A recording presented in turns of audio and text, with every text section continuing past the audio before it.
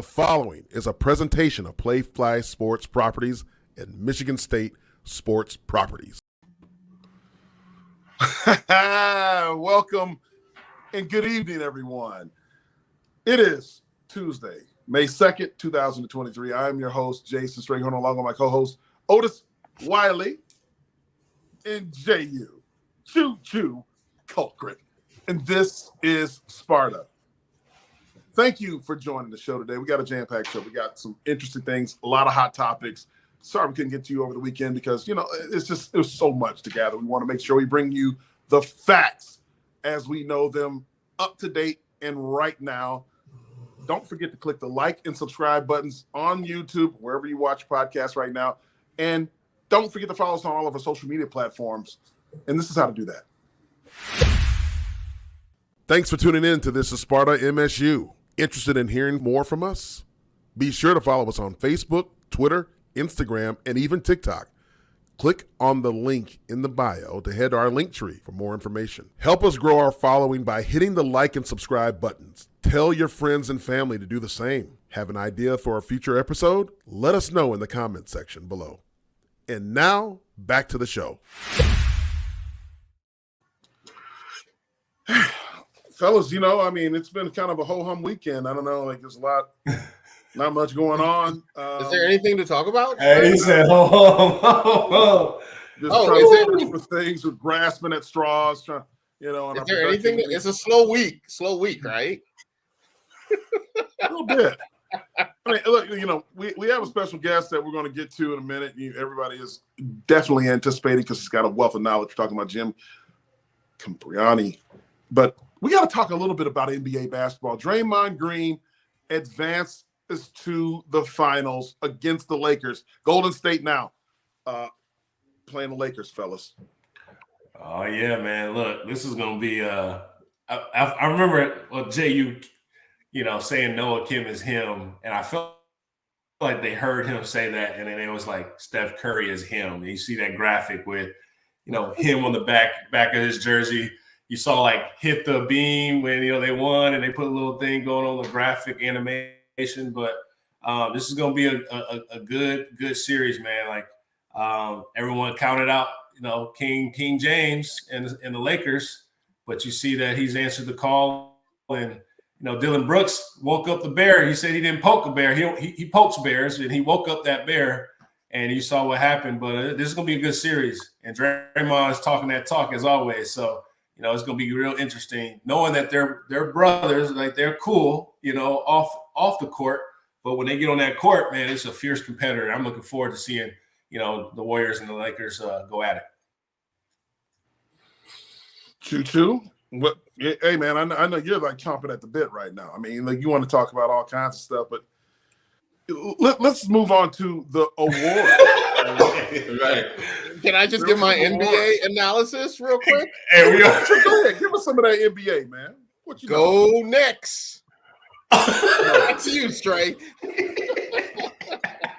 Hey, man, look, the Knicks. You see, when you know our boy is out there on the court side, and Spike Lee, and he is ecstatic. Because remember that whole debacle where he got kicked out, it was a whole issue, right? Right. Folks out. Now they balling, and they got a young squad, man, and so that's good. The Knicks, remember that Knicks Bulls, man, that was legendary. The Knicks Bulls series on the Eastern Conference, but yeah. Don't forget that Pacers Knicks. That was some Reggie Miller, man, for those Naptown stand up. That was a series right there. Yeah. I thought you was going to talk about the brawl. I thought you were going to talk about the brawl, too, with the Pistons, that's it. Yeah, Malice in the Palace. We got to bring George Blumhouse on here to talk about that. Let's do it. All right, so, Otis, there were some awards given out for the Spartan Media Network today. Yes, man. If you look at Will Tiemann and lovely Will, Wendy Hart, this is our, people that have hired me when I was a sideline broadcaster. I know Jehuu is, and Jason is you as well. But the Spartan Media Network took away some hardware from a broadcast standpoint. So little do anyone know that there is an awards, when it comes to the state of Michigan from a broadcast network standpoint. And so, we won a few awards from I would say our MSU basketball feature, obviously with Tom, and they have a Sports Life special show. The Tom Izzo show, specifically that Christmas special, that broadcast alone took away some hardware in first place. The Mel Tucker show that's on Thursdays took away, the first place. Also the network, also, MSU hockey. So just our coaches shows are bringing and garnering some attention, but also some awards. And it's not voted on from a state of Michigan standpoint. They actually have neighboring states or Midwest states that vote. So this year was the state of Wisconsin from a media standpoint, voting on the Spartan Media Network. And hey, you guys being a part of that as well have, helped Will and Wendy and Spartan Media Network get those awards. So just wanted to show some highlights and some love to our fellow peeps at the Spartan Media Network. So congratulations, Wendy and Will, and all our radio talent personalities, Stray, Jehuu, Matt, Mandy Jones, Dalton Shelter, Scott Moore, all of the above, man. It was a whole collective effort. Now Scott is loving it, man. Baseball's rolling too, number 2 in the conference. So, broadcast numbers, man, revenue, man. Keep rolling, man. So you know how I do it. I gotta give some love you have to. The consummate professional that you are. Go ahead, Chew.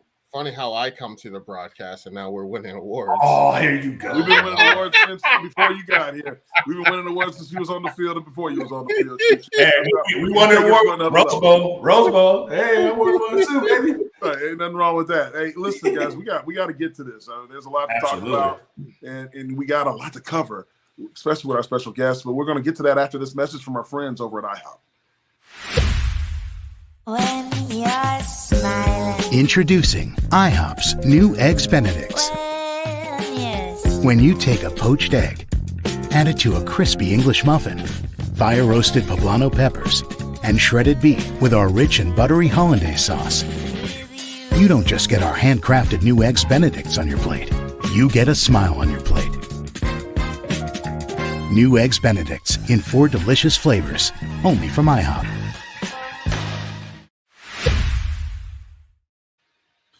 Well, fellas, they're watching us over in Belleville, Michigan, Clinton Township, Michigan, Milford, Lansing. I mean, man, we're worldwide. I saw Australia. Australia. Is in Australia. Good day. Good day, right? Good day, mate. Good day. Is the water pure? Absolutely pure. Shrimp on the Bobby. You gotta love it. Oh, that's awesome. Without further ado, let us bring on the consummate professional, the guy who has covered all of us at SpartanMag.com. All of us, too. All of us. I mean, he's got a wealth of knowledge, and this is a delight to have him on the show. Jim Comparoni joins the show. How you doing, Jason? Jim? I'm doing great. Can you hear me okay? Oh, yeah. Hey, great to be on the This Is Sparta podcast. Jason, you've only known me for 30 years. I got to work with you on your Italian name pronunciations, but you're not the only one that's gotten the name wrong over the years. Tom Smith used to be the baseball coach at Michigan State back in the 90s, and I covered his team for a couple of years, State News, Lansing State Journal. He never got my name right. And Mike Garland, who I've known for 30 years, called me Joe for about 20 years. But I knew him.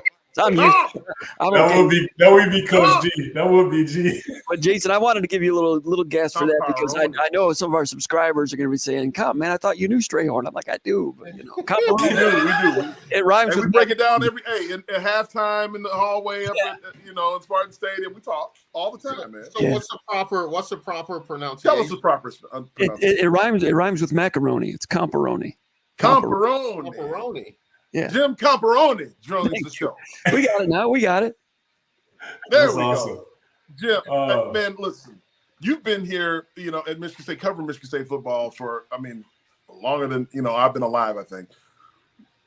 I don't know about that. But, so tell us, what you see today, before we get into, the real deal, what's going on right now, where you see the game changing from when you covered guys like me and guys before me all the way through Choo-Choo. There's a lot of things into today. There's a lot of things. Everyone knows what's going on with college football these days, but also I mean, it's May 1st, May 2nd, May 3rd, whatever it is. It's the second day, May 2nd. We never used to have college football news like this, May 2nd. I mean, what happened on Sunday at the end of the portal windows, that's what created the log jam of decisions and news. With what happened, it ended up being like signing day a little bit for recruiting. I've heard that there were a lot of coaches all over the country that were nervous. Have we talked to all of our guys? Do we know that everybody's here? We're not going to be surprised about anybody leaving, are we? All over the country, coaches were like that, which reminds me of like midnight the night before signing day, when coaches think they know who they're signing, but they don't know for sure until the next day. We've never had that before on April 30th. So that's just one of many things that are different in college football these days, and we just experienced that most recently. Well, I'll quit. Hey, guys, Look, I mean, Jim, yeah, like, go ahead, Trey, go ahead. No, I'm waiting on you. Go ahead. Oh yeah, I was so I'm waiting on you. Jim, I mean, you talk about just a wealth of knowledge. Like, you got experience with, through and through. You are a Spartan through and through. You might as well just say, hey, you are a Hall of Famer. Like, you need to be designated that, right? From a standpoint of covering us, but from decades to decades of just talent coming in and you being evaluating and writing for Michigan State. You know the voice better than anybody. The tone, you've been with all these coaches through and through. We were talking backstage before we started, and you shared some stories about each one of us. And I feel like Choo Choo's just waiting to start with that, and then we're going to get into the nitty gritty. But like, talk about just us as players, as you evaluated, just share a little bit of stories from just us, Stray, Choo Choo, and myself. Well, I mean, I appreciate you saying those kind words. A Hall of Famer. I'm not sure I'm a Hall of Famer in my own hallway at my own house, but I appreciate you saying that. None of us are, Jim. I'll take it. I've been here a long time. That is true. And I've been here to cover the recruitments of all three of you gentlemen, going all the way back to Strayhorn in the 1993 class. It's been a while. Yeah. Caulcrick, we were talking off air before this happened, or before the show went on the air, and I was talking about something that I wasn't sure that we'd want to talk about, and Jay was like, no, let's talk about that. It's not a big deal, but it goes back to when Caulcrick was being recruited out of New York. He was an under-the-radar type of guy. And back then, that was before the internet. You saw the size and how big he was, listed. Like, okay, running back out of New York, whatever. I was at camp that day in the summer, Michigan State football camp. Caulcrick was there with a number of other recruits like they do, and then another 100 or so that were hoping to get recruited, but aren't quite at that level. I was over like halfway across the field, and I saw this big dude just like trucking, as we used to say in a long time, just moving at the 40-yard dash. I'm like, that's probably that dude from New York. And I went over there to see what the 40-yard dash time was. Matt Dorsey was over there. He covered it for us. And Jehuu, I mentioned that name earlier. And Jay was like, yeah, Matt Dorsey, what's he doing these days? He's still over at SpartanMag.com. And he's in the bullpen a little bit. And he comes out and speaks a little bit. And we've got ideas for him to do even more things in the future as we get warmed back up at where SpartanMag.com is now. But Matt's a very good friend. He was in town last summer. Anyway, when Caulcrick was being recruited, Matt was over there, and Matt was handling the recruiting back then. And Matt really had, his ear to the ground on recruiting out on the East Coast, especially. And Caulcrick ran the 40, and I was like, man, what? I wonder what he ran. I'm sure that was a good time for that big running back. And Matt he kind of got it, but Stoutland was over there. Jeff Stoutland, the offensive line coach for Michigan State. He was, he recruited the eastern part of the United States. He recruited New York. So Stoutland was the guy that brought Caulcrick in to camp. He was Stoutland's recruit. And the 40-yard dash was run, and Stoutland just looked at me. And he was a very nice guy. And, coaches can't really tell reporters what to write and what not to write and stuff like that. But he gave me a look, and I knew what he meant was that 40-yard dash time that I'm trying to get and that I got, and then I thought that I heard it right. He looked at me like, that doesn't get out. That stays here. That's our secret. That big dude from New York that just ran that 4.49, it's not getting reported. He didn't say that, but he said it with his eyes. We're allowed to watch camp. This is a long time ago. Allowed to watch camp and give our observations here and there. We're not allowed to interview recruits while they're on campus. After they get off campus, we can interview them and so forth. But we could talk about what we saw and what the recruits, what their observations were. But in terms of taking a 40-yard dash time, that was proprietary information, and it was not going to get out because they were trying to keep you a secret. They didn't want it They didn't want to get out. I mean, you had to put that 449, huh, Jim? Something you like had that. to say 449. I'll get you. Oh, that man Choo Choo is loving it. 409. You know, it gets faster every year. I don't know. It was a good clocking. It was good enough that they wanted to keep it quiet, and they didn't tell us that, but you just kind of know. And you know what? And that's fair. I mean, we're in there covering recruiting and stuff, and it's a public university, so a lot of the doors are open, a lot of the fields there's just public access to it, but they don't want to take everything behind closed doors, and they would have to start doing that if we've got our nose in everything and reporting all the broad jump things like that. So when you're a reporter, it goes all the way back to years and years and years ago. I mean, Ernest Hemingway covered World War II, and he was embedded with the troops, and there were things that he was not allowed to report because you can't tell where the troops are. Now, World War II is a lot more important than what we're talking about here. But in terms of coverage, there's always been a give and take there. Yeah, you can have access to this, you can watch the recruits and stuff, but you can't write about these things. We got to keep some things in-house. But that with Caulcrick, they were trying to keep Caulcrick quiet. And 1 year later, Stoutland had another running back that was coming through campus, and he went to Michigan State's camp.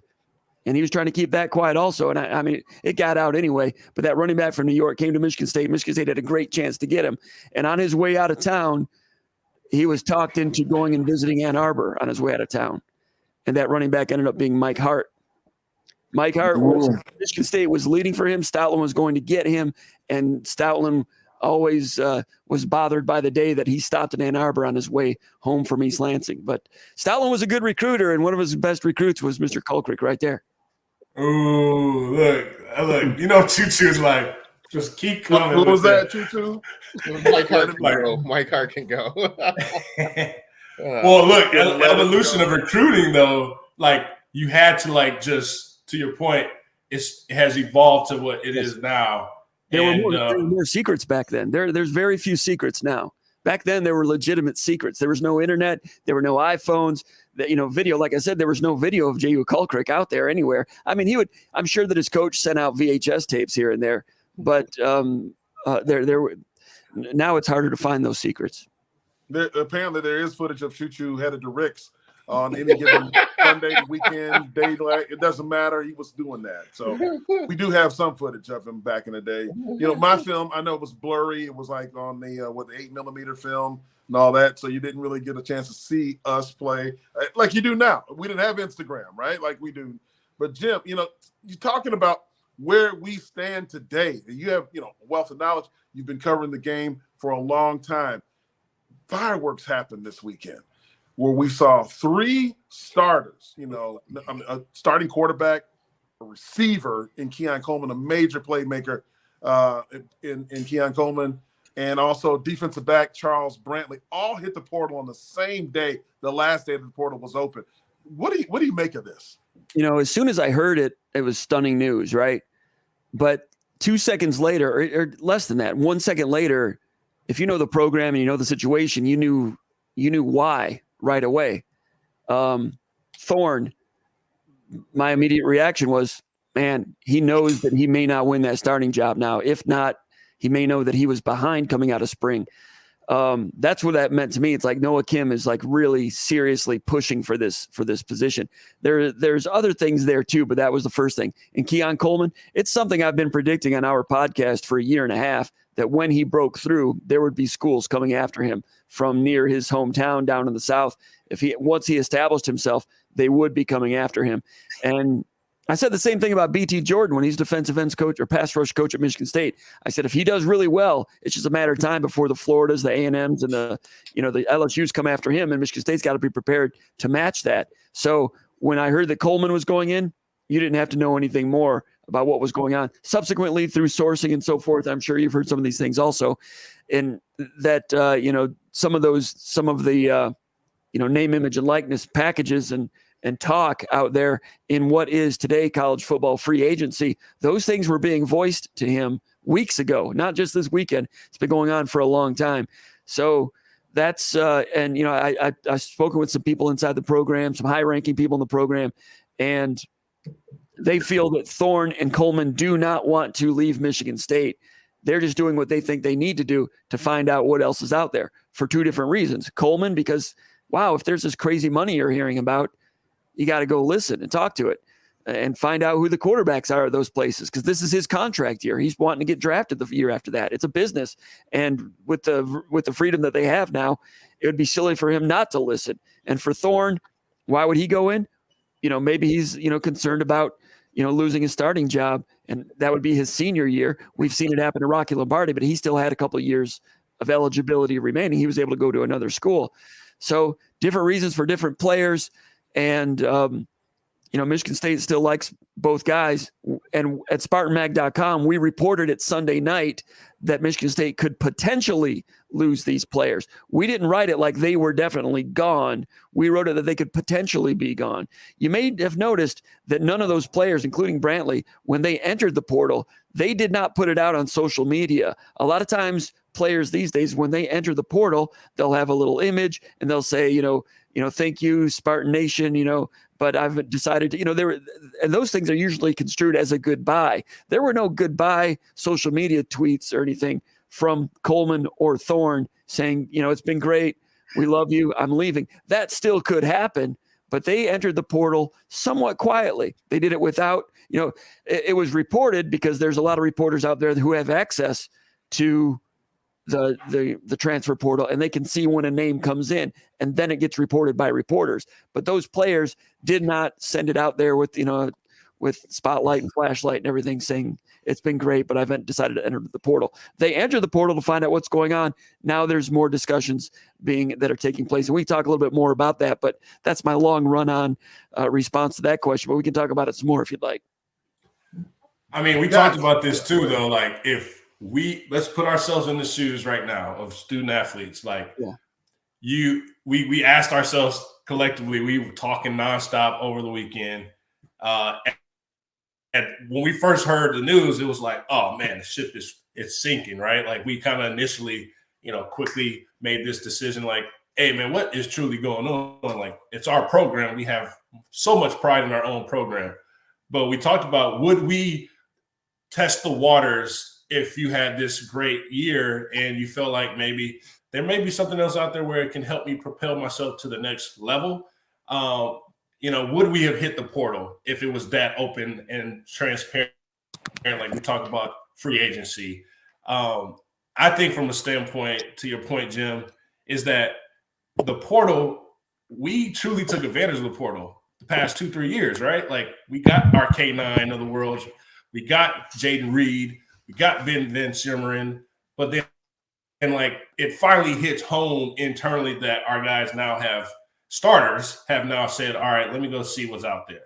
And I feel like Spartan Nation, the entirety of Spartan Nation is like, let's support our guys regardless. Like, we welcome them back, but we shouldn't, ridicule them on, they're going to test the waters. It's best for them, right? Let's support them. But Spartan Nation is it's finicky right now. Like, what have you done for me lately? Let's be consistent and let's support our guys regardless of the decision. Obviously, we want them guys back. They're Spartan Dawgs for life. But, I think it's opened up for our group of, everybody's feelings on how this truly felt. I think everyone has a different opinion. But to your point, Jim, it is a different ball game with free agency now with college football. Yeah, I think any fair and sensible fan can understand why players in this structure would be interested in going and seeing what they're worth on the free agency market.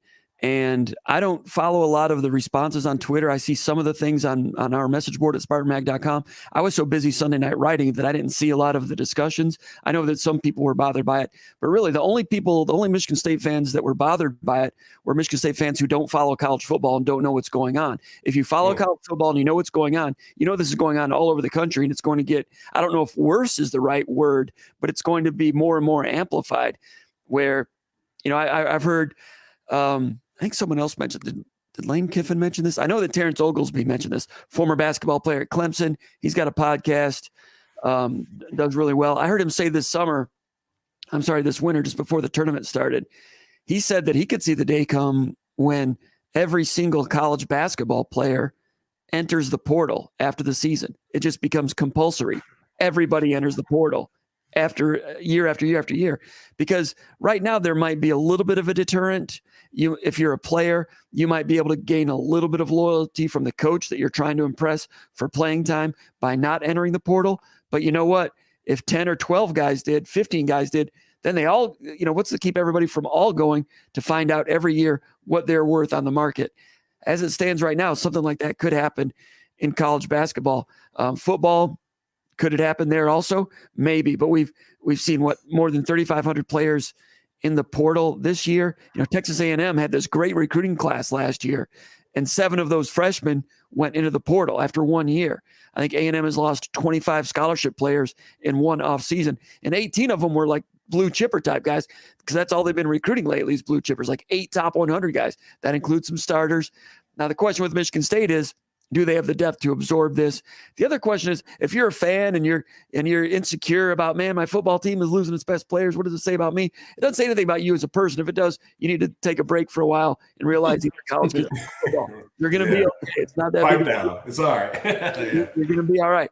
But for the fans in general, and I mentioned this on a talk show in Grand Rapids today, yeah, everybody wants, Keon Coleman to stay if you're a Michigan State fan.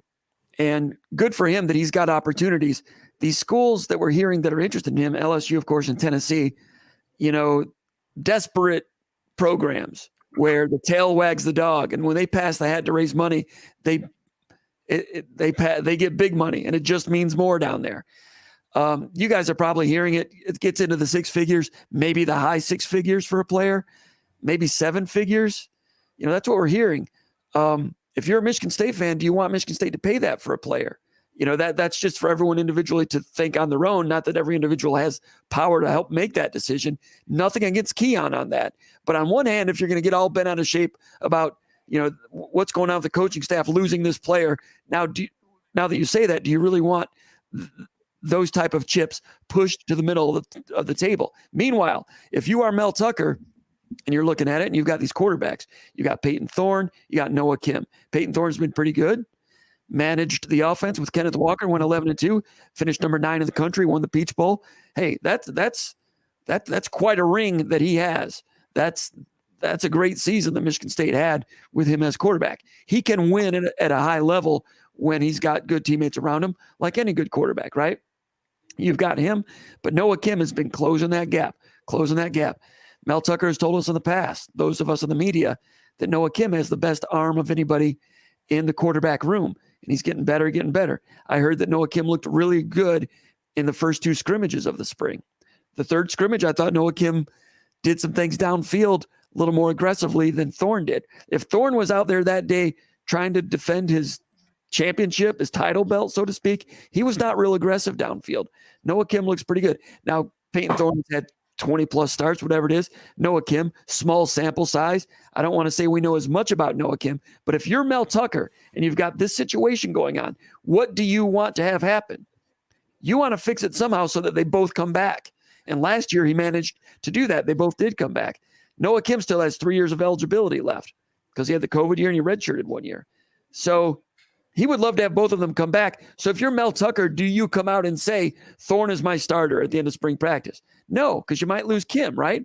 Or do you say, Kim is my starter? No, because you might lose Thorne.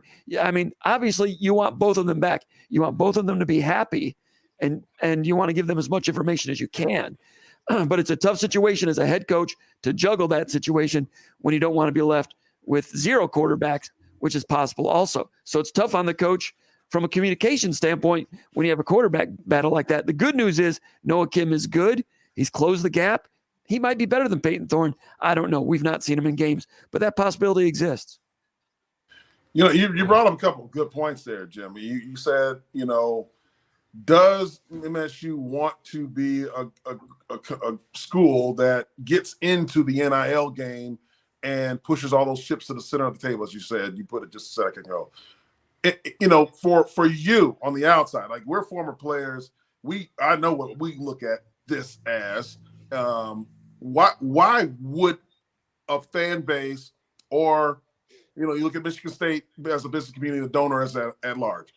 We got a lot of money at Michigan State. Mm-hmm. We've got 3 NBA owners, one a minority NFL owner possibly.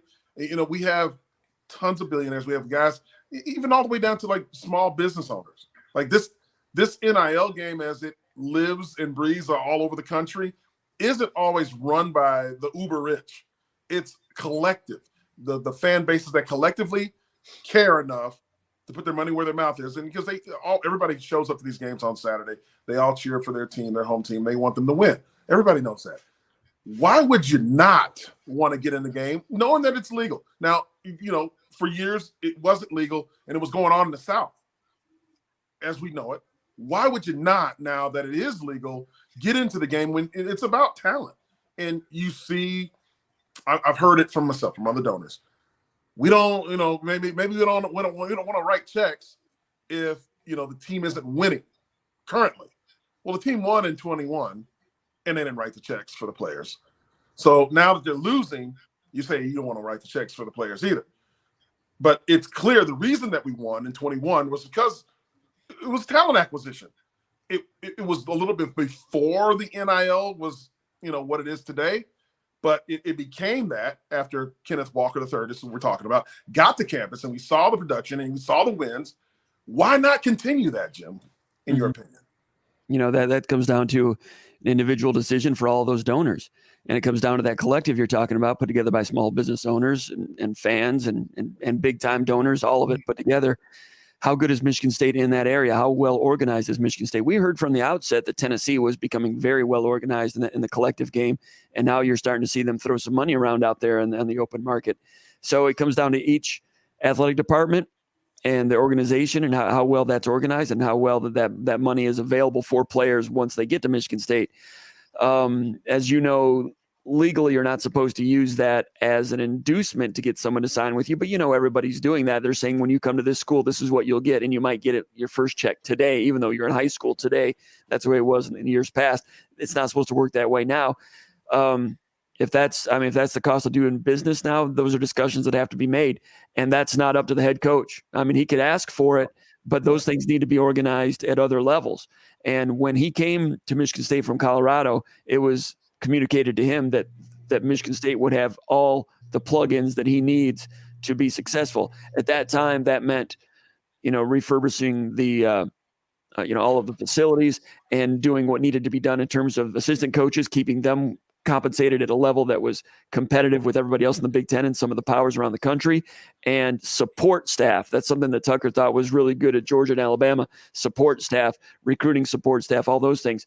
And those things, among other things, were communicated to him that those would be in place at Michigan State. Michigan State needs to make sure that those things continue to be done for Mel Tucker. That was his understanding when he came from Colorado. So Michigan State might have work to do there. I'm not saying Michigan State's sitting there with empty pockets getting cherry-picked by LSU or Tennessee and they're going to lose Keon Coleman. That could happen.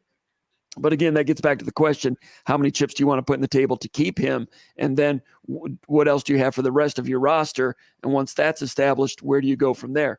All of this, it's new frontier. And this is the first time that Michigan State has had a standout player really have a breakthrough season as a sophomore who was a 3-star recruit, mind you, coming out of Louisiana. Michigan State did a really good job of identifying him as an underrated 3-star, getting him in a recruiting battle, and then developing him. He's a great athlete, but some development needed to take place there. So you had evaluation and you had development. Those are keys for Michigan State. Anytime Michigan State has been good, they've gone to places like New York and they've turned over some rocks and came out with a guy like Jehuu Caulcrick. That's evaluation. And then player development. It's not just going out and getting a Charles Rogers. That's part of it too. Winning those 5-star recruiting battles is important, and Alabama and Georgia do that all the time. But when Michigan State has had those top 10 teams, they've had some 3-star recruits that they've evaluated, like a Keon Coleman, and then player development, evaluation and development.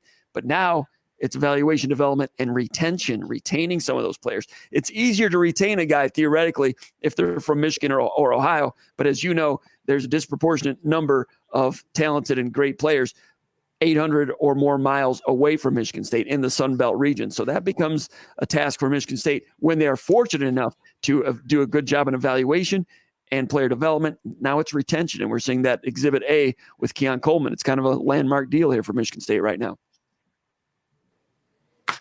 I mean, Choo was really getting excited there, too. What do you say about this right now?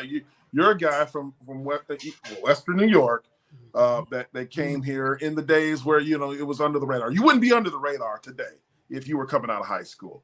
Like, you fell in love with the campus and what guys like Coach, what was the coach that brought you here? Jeff Stoughton. Like, just a stud. Just a complete stud. He was a great recruiter.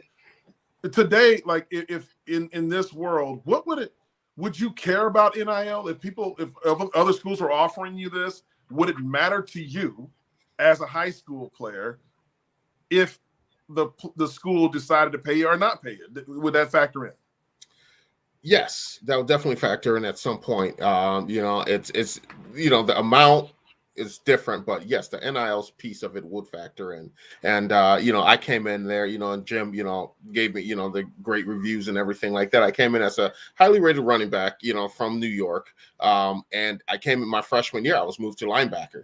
So, it was one of those things, I could have transferred out and everything like that. But yes, I do understand what it is with the transfer portal, what it is today. Today's game has changed. And I think that's what we're missing as fans. I'm old school guy. I'm very old school.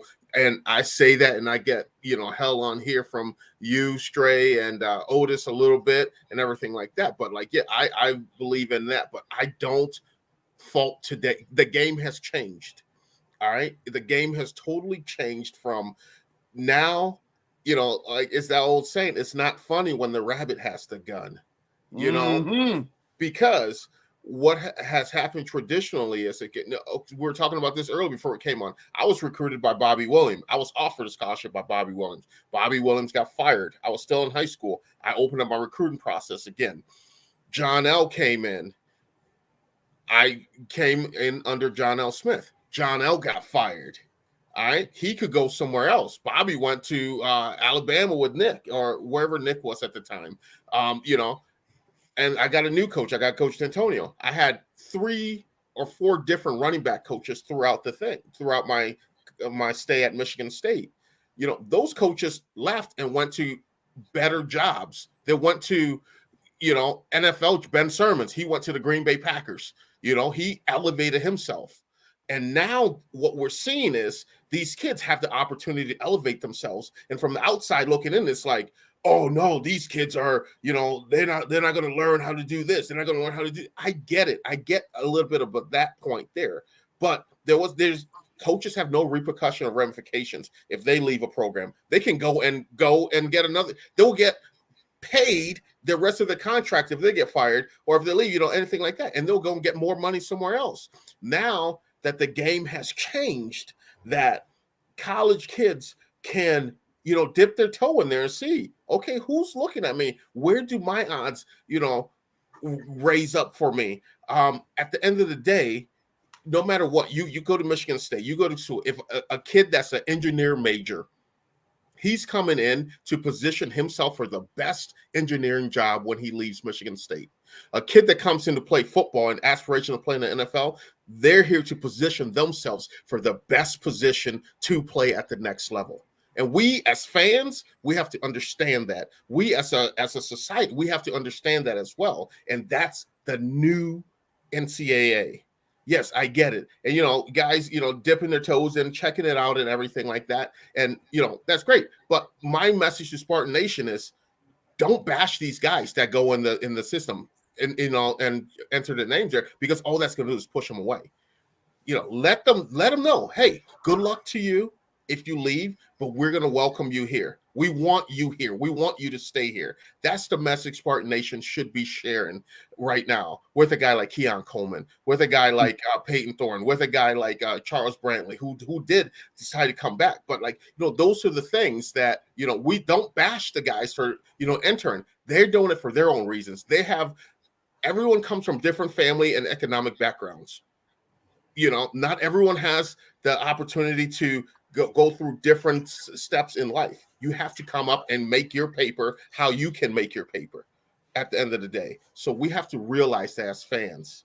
And yes, do I want Keon Coleman to stay? Hell yes, I do want Keon Coleman to stay. I love that kid. I think he's a great asset to the university. He's a great representation of the university. Forget football. He's a guy that I want to say Keon Coleman was a Spartan Dawg. Keon Coleman is a guy that was on this team that I played on, that I was, a part of this university football program, and Keon Coleman was there. Yes, I want that, but I want what's best for him as well. Are people criticizing the players? I don't have my ear to the ground on fan. Oh, yeah. Yeah. It's like, it's a business decision, clearly. I mean, we talk about this transfer portal is what to college basketball is to test the waters for the NBA draft status. Mm-hmm. That's what it is. And so, if you don't like what you don't see with the results, it's okay to go back to your current program. I think now kids are like afraid to even do that because they might get shunned on you're not loyal or you're not fully committed to the program or culture. And like you have kids and coaches that may have a different dynamic. That's program to program. But what we do know is that Mel's like, we will welcome you back, my brother. Like you are our guy. Like we have your full support. But I just feel like there's just a ever-changing support. Like, why can't we just be consistent with everybody that we have in our system? Regardless, he's a Spartan Dawg for life. He earned the stripes, earned the green and white. But I'm with Chuchu. Like, yeah, we want Keon to stay. Clearly, like we know he's our guy. He's a dude. And Chuck made a decision to say, hey, I'm returning back to the program because as you see, you test the waters and what we say, the grass isn't always greener on the other side. Or it's the song, don't let the grass green fool you, the green grass fool you, right? I think that you see that and you don't get the immediate love. There are 10,000 plus football student athletes in the portal. Like it is it is humongous. And think about the percentage of those guys that aren't going to land where they think they're going to land. And so it's almost like stick to it, grind it out, and the pro scouts will find you. Trust us, right? We all know this on the NFL draft. You will be found. And the film doesn't lie. Numbers don't lie. And so you will be found regardless of which program you're at. But to that point, you're like, yeah, we love Keon and we support him regardless. Like there's no indifference here on this show because we know, if we were in those shoes, I mean, I'm not gonna lie, I'll test it too. To be honest. Guys, I didn't realize that like the fans were coming down on players. I've detected that they've come down on the coaching staff and Mel Tucker. But like you said, drawing the comparison to the NBA, nobody's coming down on Izzo because Hoggard and Akins are in testing the NBA waters. Nobody's blaming Izzo for that. So I don't know why you should blame Mel Tucker for these guys testing the waters in a similar situation. And that's what I detected, that people were wondering about the state of the program, things like that. Maybe some of those are fair questions. But in terms of fans criticizing players, I don't spend much time with that because those opinions are worthless in my opinion. Nothing against other fans, but those opinions I don't. I think you're to your point, Jim. What you stated earlier is that people that say this and everything like that don't really follow the program, but those are the people that are criticizing these kids. Their opinions don't matter. Their opinions don't matter to me. Right. So my question for you, Jim, there's all these stories and stuff coming out and everything like that, especially with Kia, because overall, I think Peyton is gone. I think Peyton's gone. I think Keon still has an opportunity to come back. And I think, there's still that chance he comes back. But, you stated, there was the Tennessee, interest, LSU interest and stuff like that. What other schools have you heard and how much water does that carry? Do you know?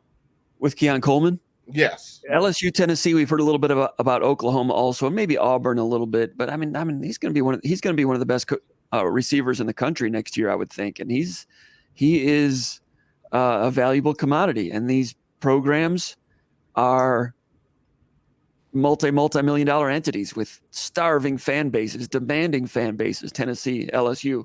So it just means more. Yeah, it means a lot to them. So how much does it mean? it shows itself in monetary means. So Coleman is a good player, and Michigan State has open communication with him. This is not a deal where he's in the portal. He's not even listening to Michigan State.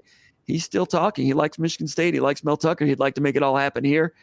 Again, it's a business decision. He needs to know who his quarterback is too. So a lot of those things are being talked about.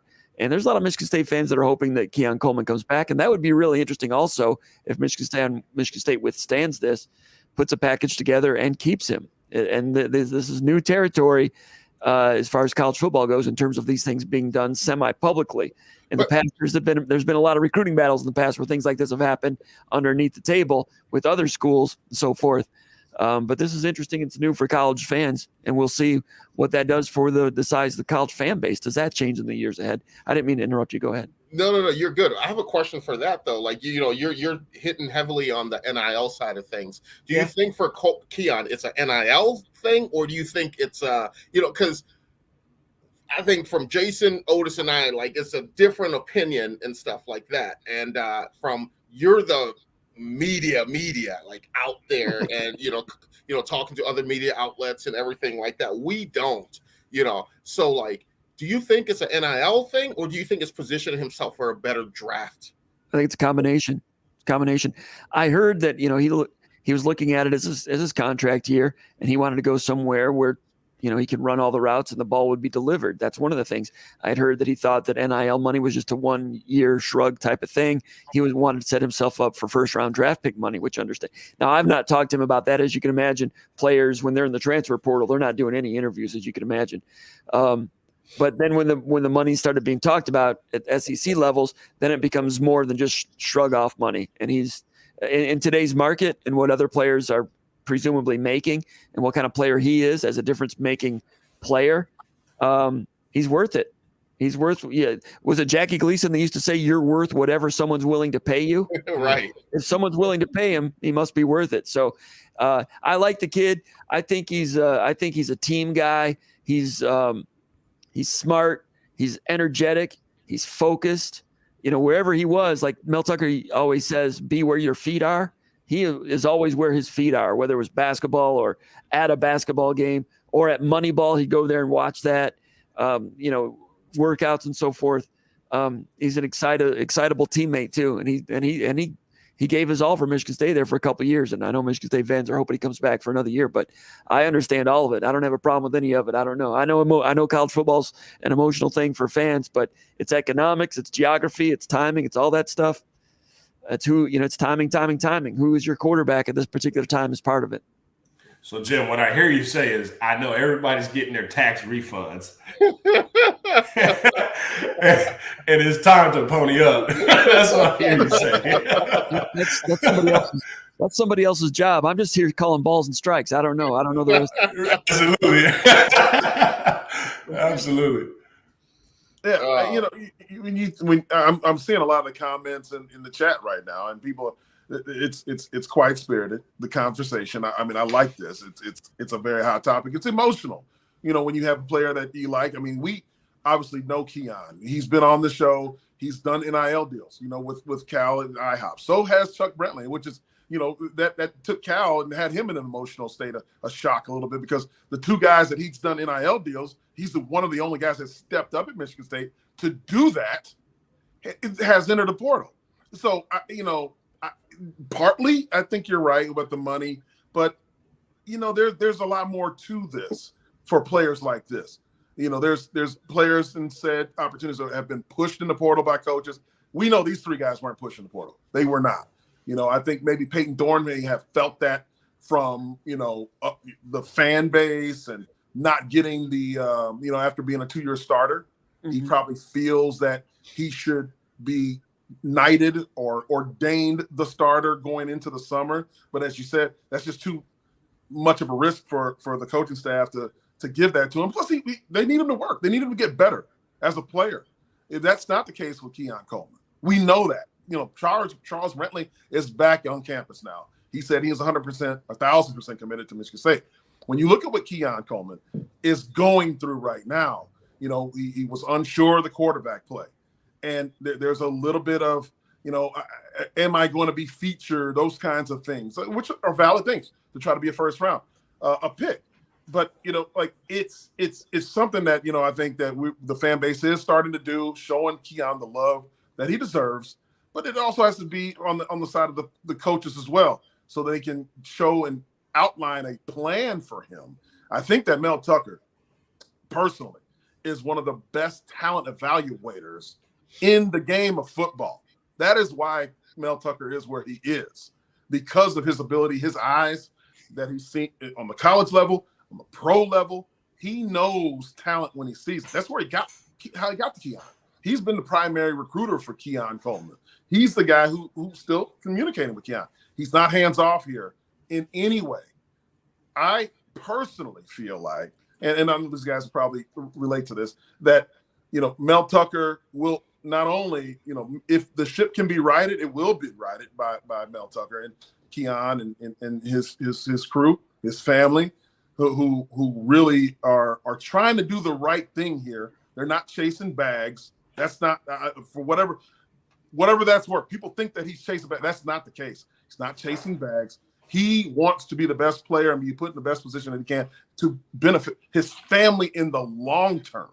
So Mel Tucker will not only do that, but also dip in the portal as he has before and find guys to be around him. Because one thing Keon doesn't want to do is be double teamed and triple teamed.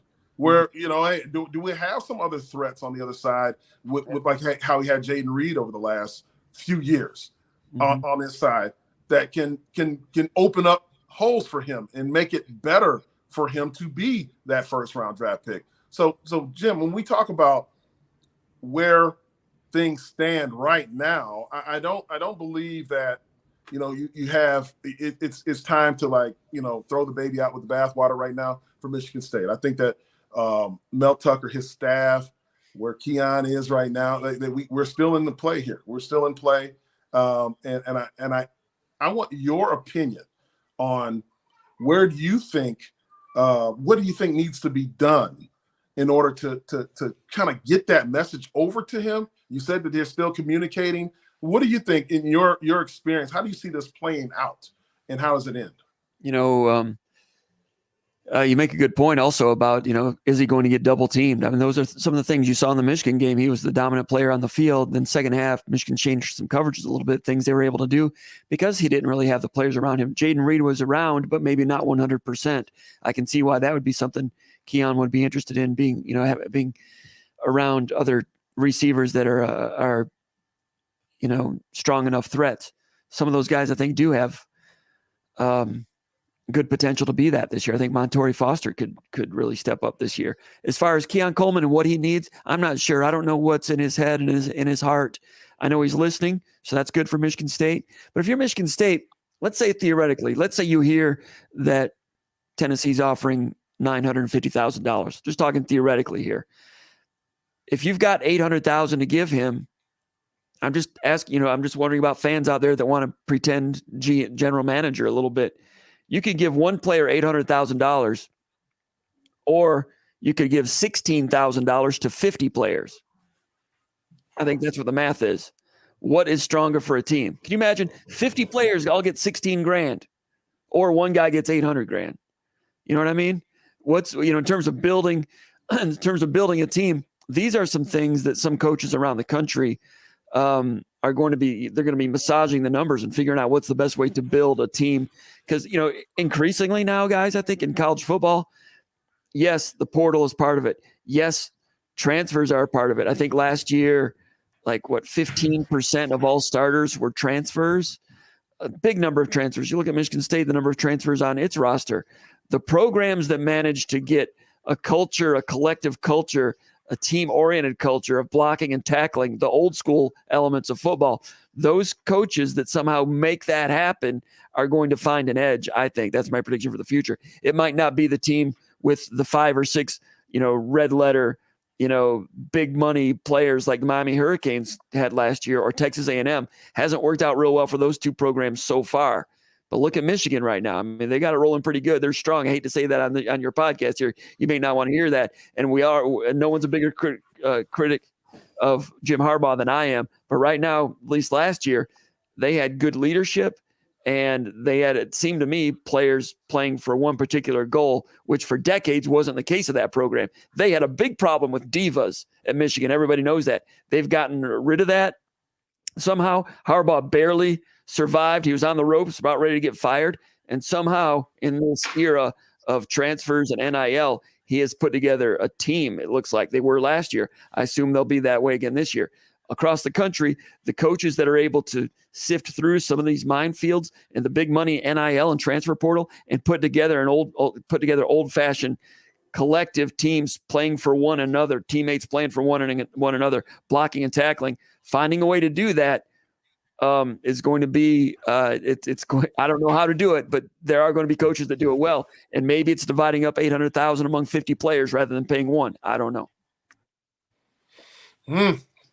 You know, when you talk about Michigan, I mean, that's a good point. You bring up Michigan. Michigan, I'm very well versed on what those guys are getting paid. I understand, their collective market. I know players over there. I know coaches over there. I know guys that are paying those guys. I know the agents over there. And there's not 50 guys making $16,000 over there now. They got several guys in the mid to upper six figures. I'm talking 500,000 and above. At Michigan, they have groups of guys making well over $100,000. So I'm talking, when I say groups, I'm speaking of 10 plus guys on the team doing that at Michigan. Like they're like 50 at 16. That's more. That's on par with, I don't know what's the Ishbia deal. The UWM is what, $500. So $6,000 for the entire team. Everybody on the team on football and basketball, as it stands right now, the basketball is in jeopardy because he's now an NBA owner. So they're all making $6,000 right now. Everybody, $500 a month. There's like that $800,000 thing that you're talking about in 50 play. That's not going to get you winning football though, Jim. I don't think so. I don't think that you're going to get the talent that you need to have on your roster with $16,000 for everyone. That's not where the market is at that level. We're expanding the playoffs from 4 to 12. Right now at 4. You're out of it. You have no shot. To 12, you're going to have more guys. It's going to expand the playoff and all that, but you're going to have more players making the $50,000 mark and above than we do right now. That's what we're talking about. And for whatever reason, it's always like this feast or famine idea. Like everybody's got to make $1 million. That's not the case. A guy like Keon Coleman, or a guy that's the starting quarterback for your Power 5 team, he garners that in the Power 5, if that's where we want to be. If we don't want to be, this is where we are right now as Michigan State football, right? We're in the Big Ten, right? The Big Ten is going to go to, we're at with 14 teams. We're going to go to 16. We're adding USC and UCLA, who continually get the best quarterbacks and skill players in the country. And we want to say we're going to give our guys $16,000. We can't compete with that. I'm just seeing that on a realistic level. You're seeing through the prism of recruiting, and you see it all the time. On a national scale, there are a lot of fan bases, and there's schools at BYU that aren't that. Oklahoma State. These aren't schools that are like we think of as playoff. They're kicking our ass in NIL. Absolutely. That's the facts, guys. As it stands. And we don't know that. It's like we don't want to believe it. And we come up with excuses as to why we don't want to do it. We don't win, or we didn't win enough, or whatever it is. Everybody, I think I've seen in the chat, Art Duravage, you asked a question like, how do you do it? I think call Cal. Talk to Otis. There's ways of being able to contribute to the NIL if you want to do it. Like, that's the difference between our fan base and others. We sit back and say, I don't know how. Others are like, hey, they're throwing the money first and saying, I don't care. Where does it need? I need to get to that player. It's all what's in your heart, like truly what's in your heart. And if you want to do something, there's nothing that's going to stop you if you want to. And that's why, because we don't really want to do that, that's what these players are feeling. Because, guys, everyone's connected now. They all have, they're connected in social media. They're talking to one another. They're sharing information. And this is what causes guys to dip into the portal, possibly. I'm not saying that's what Keon, I'm not saying that's what Chuck is doing. I'm not saying that's what Peyton's doing, but it will happen. It will continue to happen if we don't really collectively. I don't care if it's $1, $1. Isn't that what you just said? I think I saw Cal say, "Send me $1 or $1,000. We'll get it to him."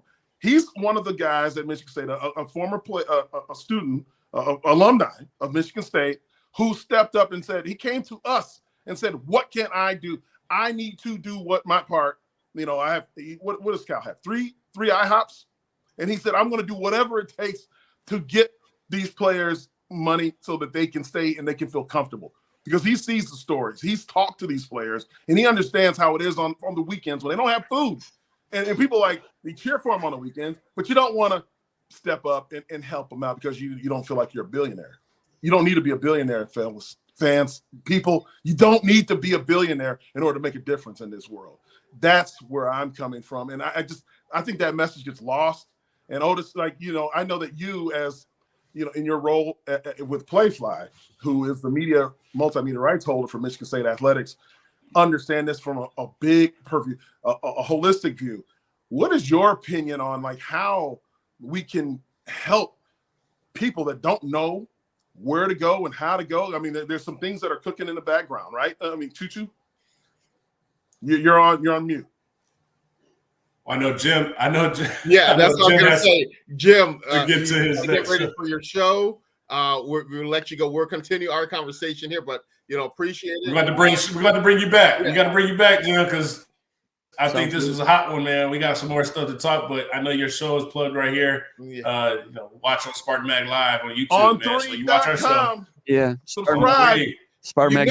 Back in our day, when you had an article in Spartan Mag, you made it. When you buddy. Made it back in our day. Spartan Mag, the paper. That was cool. Yeah. I appreciate you guys saying that. It's all website now, SpartanMag.com. It's part of the On3 network, SpartanMag.com. Tonight, right now, 9:15 p.m., we have Spartan Mag Live. Just search it on the YouTube channel. Once the show is finished, you go find it. You can catch up with it. But and then check out as we go forward in the offseason, Spartan Mag Live over on the YouTube channel here. Thanks a lot, guys. Love the background, Jim. Love that background.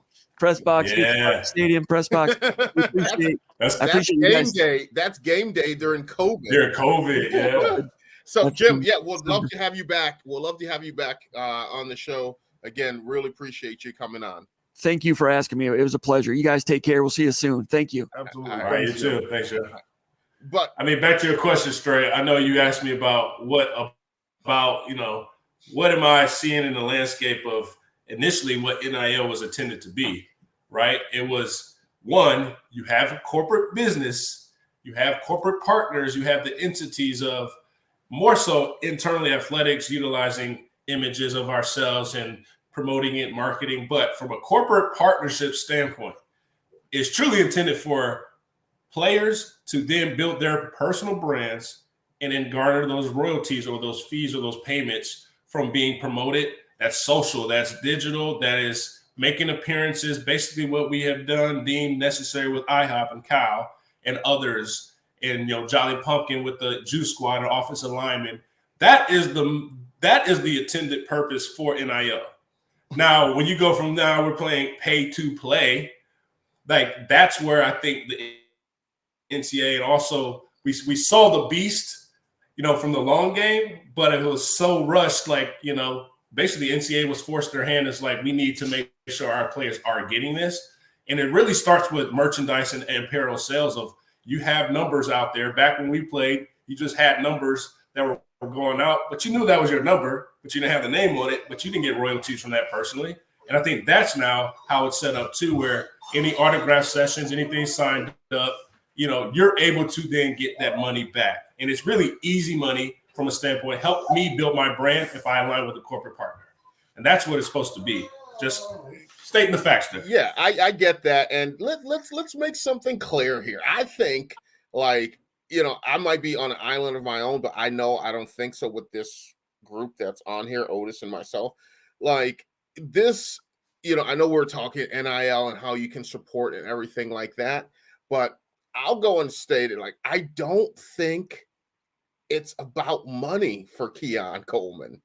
It's not about that. I get it. Yeah, you want to see what's out there.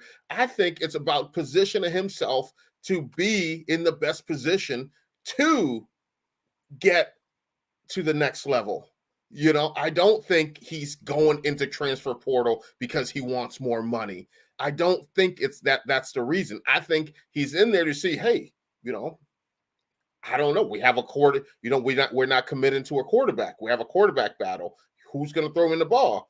I don't know. Am I going to get this many targets? Am I going to get that? Am I going to get this? Let me see what's out there. And it's a business decision on his part. So I don't think, it's the money side of things. So I don't want is fans to look at this guy and think it's some type of holdout situation. He's holding out for more money, because he's not. That's not the case with Keon. Keon wants to play football. Keon, we've all talked to Keon, and all he said is like, screw it, I want to play football. I want to play football. I want to play in the NFL. I want to position myself. That's where that money will come, So I want to get that out there, like it's not about the money with Keon. So I think I don't know if it's just wishful thinking, if it's whatever, but I strongly, strongly believe that Keon will come back and he will be playing as a Spartan this year. Man, from your lips to God's ears, man. Let's be clear.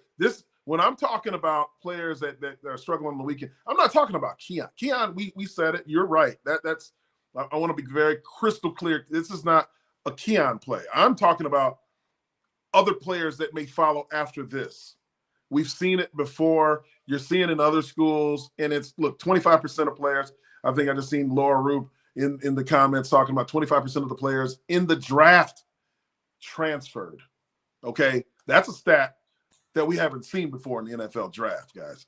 So there are players that make business decisions, not just for the money right now, to get themselves into a position to be noticed. Look at Kenneth Walker. Look at Kenneth Walker. Yes. He's the guy that at Wake Forest, was he going to get the notoriety? Was he going to get on national television every single week? No, coming to Michigan State gave him that platform. He knew his athletic ability was there, but it's positioning yourself and putting yourself on that platform to get that spotlight and get that look. I get it. People, they will find you. Yes, they will find you, but it's a lot easier to find you when you're in their face. They will find you. Yes, they will. It's a lot easier to find. When CBS is paying $8 billion to tape your games every day. Yes. And we talking prime time. Like, that's a great deal. So we know, guarantee you're gonna be on CBS every home game in Michigan State. Like, it is what it is, man. But like, I know to that your sounds point, weird to everybody out there hearing about CBS, but that's what's coming. That's what's coming down the pipe right now. For sure. USC versus Penn State on CBS. That's coming.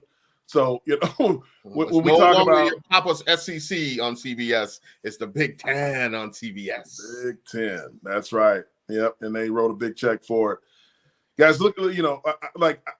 Overall, I think that we've trying to convey this, that it's really not a time to panic for Michigan State's fan base at all. I think that you've seen, we all felt that initial shock that happened, was it Sunday, when everybody entered the portal on the last day of the portal, those 3 players. One came back, when moving forward, you see the coaches are recruiting. That there's been you're looking at who's going to play quarterback next. You're looking at Noah Kim. That's Jehu's guy. Noah Kim is him.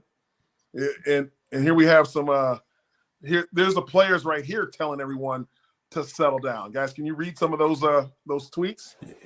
Yeah, you say Spartan Nation has a lot to look forward to. Believe it. The best one I thought was one there is no saying relax. But Trey Mosley was like, the ship gonna sail regardless. But what we say on our, I saw Coach D'Antonio always say, we are going together in one direction. If you feel that the heat in the kitchen's getting too hot, jump off the bus. But we're gonna keep going, regardless. And I think that's a standpoint of how Spartans respond. Like, we're resilient. whoever suits up for us, we're going to ride with and we're going to go to battle with. And it's just that simple. And we also going to support the guys that make the decisions to do what's best for them. So I'm all about, like, you know, one, let's call a spade a spade. Like, I'm tired of just the lack of consistency and support. Like, just support. Like, we just support. That's it. Like, just we are all American coaches, general managers. You know, if you didn't play the sport, like, just support, man. This is your alma mater. This is the fan base and there's some people that you love. Just show your love so that when guys do hit the portal, they don't see all the bad juju that you're sending out into the air, right? And be like, you know what? They just showed their face. I'm going to go somewhere I'm going to be celebrated and loved. So I feel like as a collective unit, Spartan Nation as a fan, just support. And that's off my soapbox. I dropped my mic. Support number 14. He's gonna be playing that film. 14 is him. 14 is him. I like that. Support, because the other players that may be looking to come to Michigan State are watching. They're watching. Their parents are watching. They're paying attention to these things, you know, looking in the comments and seeing how this fan base reacts to things that are you know, looking at how, you know, emotional we all are getting about this, like the fan base and all. How would you like to be a coach right now? Like, how hard it is? Hey, you're right. I mean, it's incredibly hard. It's difficult. And, you know, to that point, there was a new hire, guys. You know, Mel Tucker did hire a new recruiting director here, executive director of player personnel and recruiting, Mark DeThorne. Welcome to Spartan Nation, Mark. Welcome to Spartan Nation. Let's get it done. Choo, tell, you know, I know you've done some homework on Mark, and tell me what's your opinion. Hey, he put you on the spot. Yeah, you know, I think Mark's going to be good. You know, whatever's asked of him, it depends what, you know, you ask him to do. He's going to do it. He's a Spartan now. He's been around some, you know, he was at Pitt with Coach Narduzzi, so he understands the culture about, you know, what it's like to be at Michigan State. He understands that pressure of what it's like to be at Michigan State. I think he's going to be fine. He's going to come in and he's going to get his footing under him, and he's going to, you know, let's get this thing going. Previously at Virginia Tech and Pitt. So welcome to the family. I mean, he's got a lot of work. Got to roll up his sleeves and get to work right away. Hey, because we behind. Hey, yeah, we behind a little bit. So go ahead and come in 1,000%. Hit the ground running. Make a splash. Yeah, we need to get him on for sure. Can I give a shameless plug? Please do. All right, so I'm watching the show here. We really appreciate this is our highest number of views right now. You know, everyone needs to take a second and hit that like button right now. Hit that like button right now, because without you guys, we can't do this. So that's my shameless plug. Yeah, we grossed about 170. It was like, okay, all right. We good. So I will give some insight. All right. You know, I will give some insight here. You know, I've always talked about how I like Noah Kim. I always talked about how I think he's the guy. He has the arm strength. He has the, you know, the smarts, the acumen for it and everything like that. You know, through all this and like that tweet he said there, you know, he's like, hey, you know, we're going to go, you know, Spartan Nation has a lot to look forward to. Believe it. That's someone that's, you know, assuming that role as a leader. That's a leader, you know, taking everybody and saying, Spartan Nation, relax. We got this. Because at the end of the day, September 1st, Friday night, September 1st, Central Michigan is coming to town. We're going to play a football game. Whoever's on the field, we're going to play a football game. But I feel confident and I feel comfortable with number 14. He's been in the program. He understands. He's been on the sideline. He's been in the games and everything like that. It's not like we have some guy that's unknown that's coming in, you know. So yeah, he's gonna have his ups and downs and everything like that. But he's gonna have more ups than he's gonna have downs. This kid, he's working for it. He's working for it. All right. He's not just sitting back and saying, like, give me the position. He's working for it. So this is my plug because I believe in this kid.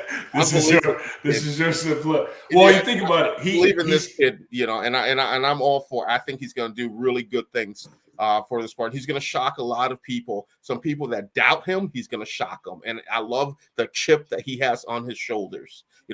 I won't disclose the conversations him and I have had, but I love his confidence and I love where his head's at right now. Well, you gotta award him for staying the course, is what true is, because he could have hit the portal at any given time he's been here, but he stayed the course. He's all about team. He's all about, hey, when my time comes, I will not lose that, right? I will take full advantage of it. And he does come in every time you see, and what does he do? Straight down the field, right? It doesn't matter if it's garbage minutes, and he just stays the course. He's confident. He doesn't lose that confidence. I want you to because look, at first I was like, Korean cannon. What were you saying? Yeah. At first you were what? At first I was like, man, look, we all know that's the hottest seat is quarterback. Mm-hmm. It is the most scrutinized position. Obviously, kickers, head coaches, but in that order, right? But for him to sit there and truly I'm gonna support the QB1, I'm gonna do my part, but he's been behind number 2, and truly, who knows the playbook better than number 2? I mean, it's him, right? So to that point, I think Coach Johnson's going to truly get in that room and get them right and get them tight. But we're going to have a new juice, have a new turning of the page, new chapter, and just show the consistent support for someone who's going to be able to learn this. He has that security blanket because he has number 5 in the backfield, Nate Carter. This is Carter. Great segue as you saw this comment. Oh, you cheat with no kid with Nate Carter. We really aren't sure who you really love. Right? We don't know, Choo-Choo. What's Noah Kim's number? 14. What's you said 14? Yeah. So 1-4. What's 4 minus 1? Oh boy. 4 plus 1. What is that? 4 plus 1 minus 1. 3. That's the number of draft picks Michigan State had. Let's talk about that guy. Look. Here we go. We got Jaden Reed going 2nd round, pick number 50 overall to the Packers. He's going to be a nightmare with a Jaden Reed. He's going to be a nightmare for you Lions fans. Got to see him twice. Got to see him twice. You are a Bills guy. Don't talk about us, bro. You stay on that side, on the Bills Mafia. Just stay in your lane. Don't worry about what we got over here, man. Bryce Berger goes to the sweater vest in New England, who picked a kicker and a punter in the draft, by the way, Choo-Choo. Hey, special teams wins championships too, brother. It's not like the 49ers. I know, you're just, And then also the sweater vest picks Amir Speed. Why you call him the sweater vest? He's the hoodie. I'm sorry. You're right. Yeah. Right. That's Tressel. That's sweater vest. You're absolutely right. Tressel's a sweater vest. I'm jet lagged, as you know. But you're right. The hoodie picked Amir Speed and Bryce. So there's two. I mean, Mel, Belichick, Saban, Mel. I mean, hey, man. So he's evaluating talent. Amir Speed. Talk about him. No one really talked a lot about him being drafted because of what we thought, the production on the field, but his traits, his physical tools, him making that move to go to the Georgia Pro Day, guys, it might have paid dividends for him. Well, Bill Belichick loves those physical DBs. You think about the twins and the McCourty brothers, right? Smart. We know Amir Speed's going to tackle. We know that. I think as well you convert it where can he make that transition of, you need some PBUs, you need some interceptions in the league, right? And so now we know he's a specimen where he ran 4.4, and he's I feel like he's 6'5", but he's 4.3. Oh, 4.3, yeah, 4.3. I sound like Choo-Choo as his times went from 4.3 to 4.5. Anywho, we get it. Speed was great. Yeah. Let's go to the guys that, are going to make an impact there. We got some other guys that went undrafted, but they're going to. First of all, look, I know you cut me up now. I'm going to get you now. Stick with it. Noah Kim's 14. 4 plus 1 is 5. We got 5 undrafted free agents. There we go, guys. Noah Kim's everywhere. Xavier Henderson going to the Washington Commanders. I think that's a very good fit for him. I love what they're doing there, and I love the fact that he has an opportunity to play. I think he's a guy that would have got drafted if he didn't have that bum leg. But I think, healthy, he's going to do something. Ben Van Someren going into a loaded team with the Philadelphia Eagles there. He's going to be a hell of a player. Jacob Slade getting that money before he even steps foot on the field, getting that guarantee money, And with the Cardinals, Kendall Brooks also with the Cardinals. It's always great when you have former teammates on the same team together. You can navigate the rookie life together. And then you have Jared Horst, the lineman, going to the Dolphins. Miami loves Michigan State Dolphin linemen. They picked up a ton of them, in the past. But, those guys there, congratulations to those guys. It's not where you get how you start the journey, it's how you finish the journey. Those guys are going to be great Spartans going on for here on out. Yeah, and we can't forget about Ronald Williams, as Justin Perkins says here, who's just been invited to camp at 49ers, one of your old stomping grounds there. The Niners. So, look, Jared Horst also, being the first pick in the USFL draft for the Michigan Panthers, looks like he's going south. He don't want to be in the snow, man. He's going down there in Miami. Good for him. So guys, look, there's a lot today. I mean, a lot to unpack. I mean, in the involvement from the chat room, I mean, well over 600 comments. It's crazy. Guys, final comments from you guys before we get out of here. Otis? Well, I'm done. I've said all I can. I'm good. Straight. You're gonna be next. On to the next one, baby. Like, I'm ready to rock, man. You ready to turn the page? Finals with turn the page, man. Like let's change just of get it heart going. that Choo-Choo had. We're going to talk about that because Choo-Choo. I can remember last show. What's the last show we had when we were talking about a quarterback going into the portal for Notre Dame, and he said, "Once you go in the portal, you don't want him back." It's completely reverse. When it's your own, it's okay. We're going to talk about that on Thursday. When you go in, we had a little exchange too, because I said it's okay to bring him back if he leaves. Blah, blah, blah. Well, hey. Because you never feel it's gonna happen to you. You never feel that girl's gonna cheat on you until she cheats on you. Then you gonna take her back. Oh, here we go, man. You never feel coming it will to a you podcast until it does. Very soon. We're gonna pull up that tape. Hey man, let's bring that. Hey, look, let's do a throwback. Ruben Studdard, because this is my sorry for 2000. That's his tour. That's his tour. And maybe awesome. We gotta get Chuck, the newly signed, the reborn Chuck Brantley. Maybe bring him on. The reborn, yeah. The reborn, the born again Chuck Brantley. Look, guys, it was a fantastic show. Thanks to Jim Comparoni. That's what he said. Jim Comparoni. Okay.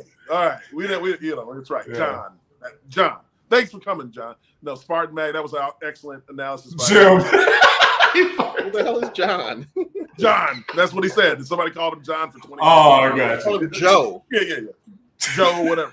Guys, great show. For Otis Wiley, Jehuu Caulcrick, I'm Jason Strayhorn. This is Sparta. Have a good night. God bless, and go green. Go white. Go white.